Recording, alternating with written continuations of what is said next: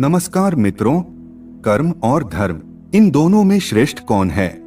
आपने कह दिया कर्म, हमने कह दिया धर्म, लेकिन कहने से कुछ नहीं होता। हर चीज को सिद्ध करना होता है। आइए हम सिद्ध करते हैं कि कर्म और धर्म इन दोनों में श्रेष्ठ कौन है, बड़ा कौन है और इनमें क्या अंतर है। अब आप हमसे पूछे कि धर्म और कर्म में श्रेष्ठ कौन है, तो हम आपको बता दें कि धर्म श्रेष्ठ है। लेकिन कैसे? अब सुनिए। इस धरती पर जो भी कर्म कर रहा है, यहाँ तक कि आंखों की पलक झपक रही है, तो वह अपना कर्म हो रहा है। हम बोल रहे हैं, यह भी कर्म है। आप बैठे बैठे सुन रहे हैं, यह भी कर्म है। आप मोबाइल चला रहे हैं, यह भी एक कर्म है। कुछ भी आप कर रहे हैं, वह क्या है? कर्म है। कोई शराब पी रहा है तो वह भी कर्म है, और कोई दूध पी रहा है तो वह भी कर्म है। माँ के पैर दबाना कर्म है, और माँ को गालियां देना भी कर्म है। किसी के साथ झगड़ा करना भी कर्म है, और किसी की आरती उतारना भी कर्म है। परंतु अब हमारा धर्म जो है वह क्या कार्य करता है, इसे समझते हैं। धर्म जो है वह यह बताएगा कि कौन सा कर्म करना है और कौन सा कर्म नहीं करना है। बिना धर्म के कर्म अंधा है, उसे दिखाई नहीं देता है कि क्या सही है और क्या गलत है, क्या पाप है और क्या पुण्य है। यह धर्म ही है जो हमें दिखाता है। कर्म दो प्रकार के होते हैं, एक अच्छा कर्म और एक बुरा कर्म। धर्म ही दृष्टि देता है कि दूध पीने का कर्म करना है, लेकिन शराब पीने का कर्म नहीं करना है। माँ के पांव दबाने का कर्म तो करना है, लेकिन माँ को गालियां देने का कर्म नहीं करना है। मेहनत करने का कर्म तो करना है, लेकिन चोरी करने का कर्म नहीं करना है। अब कर्म हमें दो चीजें देता है।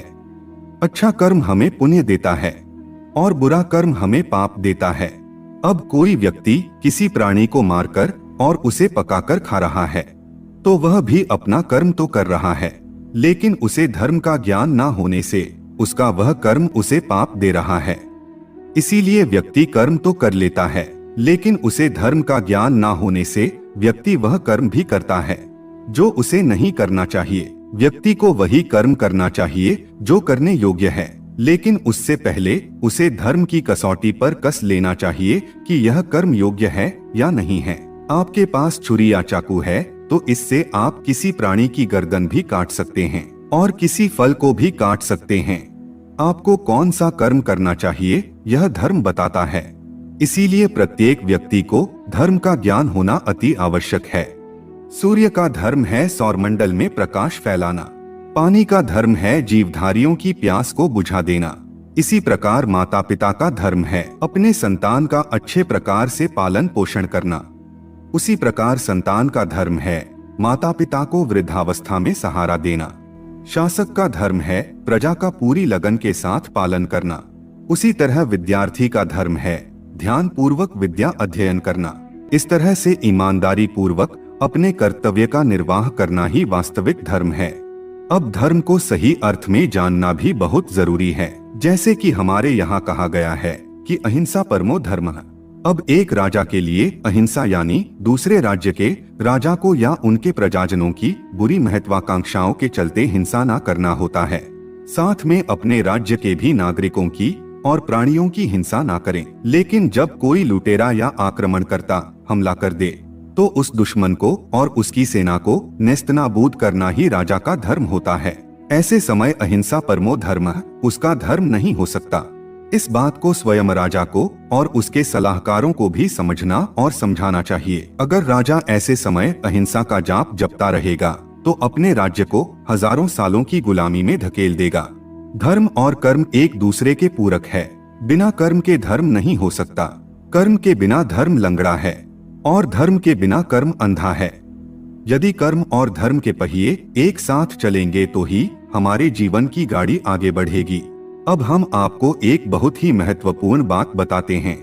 हमारी इस दुनिया में बहुत से वाद विवाद चल रहे हैं, जैसे कि मार्क्सवाद, लेनिनवाद, माओवाद, समाजवाद, सापेक्षवाद, और मुस्लिम धर्म है, क्रिश्चियन धर्म है, यहूदी धर्म है। ऐसे बहुत सारे वाद हमारी पृथ्वी पर चल रहे हैं।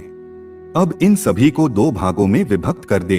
अब हमारे सनातन धर्म में विभिन्न शाखाएं हैं, जैसे कि द्वैतवाद, अद्वैतवाद, द्वैत अद्वैतवाद विशिष्ट अद्वैतवाद, विशुद्ध अद्वैतवाद, अचिंत्य भेदाभेदवाद और उसके अंदर भी उपशाखाएं हैं। अद्वैतवाद में है दृष्टि सृष्टिवाद, सृष्टि दृष्टिवाद, विवादवाद, अजातवाद, अवच्छेदवाद, बिंब प्रतिबिंबवाद, ऐसे कई वाद और दर्शन है। इन सबको दो हिस्सों में विभक्त कर दे, एक आध्यात्मिकवाद और एक भौतिकवाद। यहाँ आकर के खड़े हो जाइए, यानी कि एक आध्यात्मिकवाद और एक भौतिकवाद। क्यों? क्योंकि हम दो हैं। अब आप कहेंगे कि हम दो कैसे हैं? हम तो एक ही है। तो सुनो, एक असली में यानी आत्मा और एक नकली में यानी शरीर। अज्ञानी से पूछे मैं कौन, तो कहेगा शरीर। ज्ञानी से पूछेगा मैं कौन, तो कहेगा आत्मा। तो असली मैं और नकली मैं, यह दो हो गए। मैं आत्मा और मेरा यह शरीर। इसके अनुसार दो धर्म बने, एक जो शरीर का धर्म है और दूसरा जो आत्मा का धर्म है। जो शरीर का धर्म है वह शारीरिक धर्म और जो आत्मा का धर्म है वह आत्मिक धर्म या आध्यात्मिक धर्म। अब मान लो कि किसी का शरीर ब्राह्मण का है, तो उसका शारीरिक धर्म क्या होगा? उसका शारीरिक धर्म होगा पूजा पाठ करना, अध्ययन करना और करवाना। और जो वेदों में ब्राह्मण के लिए बताया गया है वह उसका शारीरिक धर्म होगा। तो अब आत्मा क्या है? क्या आत्मा भी ब्राह्मण है? जी नहीं, आत्मा की कोई उपाधि नहीं होती है। न अहम मनुष्यो न च देव यक्ष न ब्राह्मण क्षत्रिय वैश्य शूद्र न ब्रह्मचारी न गृही वनस्थो भिक्षुन चाहम निस्बोध रूपः। तो आत्मा कहती है कि मैं देवता, यक्ष, ब्राह्मण, क्षत्रिय, वैश्य, शूद्र, ब्रह्मचारी, गृही और सन्यासी नहीं हूँ। मैं तो निज बोध स्वरूप शुद्ध आत्मा हूँ। तो आत्मा का धर्म क्या होता है? आप सभी जानते ही होंगे कि आत्मा परमात्मा का अंश है। तो आत्मा का धर्म होता है अपने अंशी को धारण करना, यानी परमात्मा को धारण करना, परमेश्वर की भक्ति करना, परमेश्वर को जानना, अपने आप को जानना यानी आत्मा को जानना और परमेश्वर में लीन हो जाना ही आत्मा का धर्म है। तो शरीर का धर्म क्या होता है? तो अपनी सांसारिक परिस्थितियों के अनुसार अपने कर्तव्य आदि का पालन करना, यह शारीरिक धर्म होता है। अब इससे हमें चार प्रकार के लोग मिलते हैं। पहला है कर्मी। अब जो कर्मी होता है वह शारीरिक धर्म करता है, अपनी ड्यूटी करता है, लेकिन आध्यात्मिक धर्म का पालन नहीं करता, भगवान में मन नहीं लगाता, आत्मा क्या है वह नहीं जानता और परमेश्वर को भी नहीं जानता। अब नंबर 2 है विकर्मी। विकर्मी शारीरिक धर्म भी नहीं करता और आध्यात्मिक धर्म भी नहीं करता, इसीलिए विकर्मी सीधे नरक जाता है। तीसरा है कर्मयोगी। कर्मयोगी शारीरिक धर्म भी करता है और आध्यात्मिक धर्म भी करता है, वह दोनों ही धर्मों का पालन करता है। और चौथा है कर्म सन्यासी। कर्म सन्यासी क्या करता है? तो वह शारीरिक धर्म को छोड़ देता है, मात्र आध्यात्मिक धर्म का ही पालन करता है, जैसे कि संसार छोड़कर बने हुए असली त्यागी, बैरागी, योगी इत्यादि। अब हम रहते तो इस संसार में ही हैं, सन्यासी तो हम हैं नहीं। तो हमें कर्मयोगी बनना चाहिए, शारीरिक धर्म का भी पालन करना चाहिए और आध्यात्मिक धर्म का पालन भी करना चाहिए। गीता में भी भगवान श्री कृष्ण अर्जुन को कर्मयोगी बनने की सलाह देते हैं। और अगर आप ऐसा नहीं कर सकते तो सब कुछ छोड़कर प्रभु की शरण में चले जाएं, क्योंकि हम सभी आत्माओं के लिए आध्यात्मिक परमो धर्म है, आत्मिक धर्म ही परम धर्म है। अब जब संसार में धर्म का क्षय होने लगता है, पुत्र अपने पुत्र धर्म का पालन नहीं करता, पत्नी अपने पत्नी धर्म का पालन नहीं करती, राजा अपने राज्य धर्म का पालन नहीं करता, लोग धर्म क्या है यह भूलने लगते हैं और झूठे संप्रदायों के चंगुल में फंसकर झूठे धर्म का पालन करने लगते हैं। मानव अपने मानवता के धर्म को भूल जाता है, इंसान अपनी इंसानियत के धर्म को भूल जाता है। व्यक्ति क्या सही है और क्या गलत है इसका निर्णय नहीं कर पाता और संसार में अराजकता, अंधकार, अविश्वसनीयता और अधर्म अपने चरम सीमा तक पहुंच जाता है।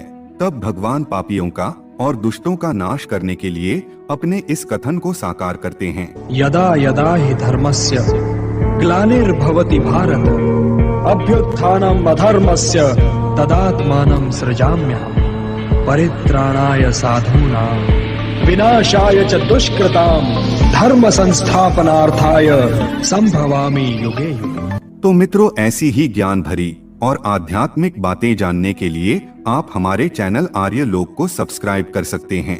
आप अपने विचार कमेंट में जरूर बताएं और प्रस्तुति को लाइक भी अवश्य करें। सब सुखी हो, सबका कल्याण हो। धन्यवाद।